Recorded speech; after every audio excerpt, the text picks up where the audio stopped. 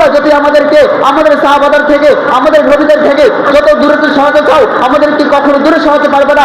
এর জন্য যদি তোমরা আমাদের কাছে আমেরিকা হয়ে আসতে চাও তাহলে আমরা তালেবান হয়ে তোমাদের সামনে আত্মপ্রকাশ করবো। তোমরা যদি তাহলে আমরা হামাস হয়ে আত্মপ্রকাশ করবো।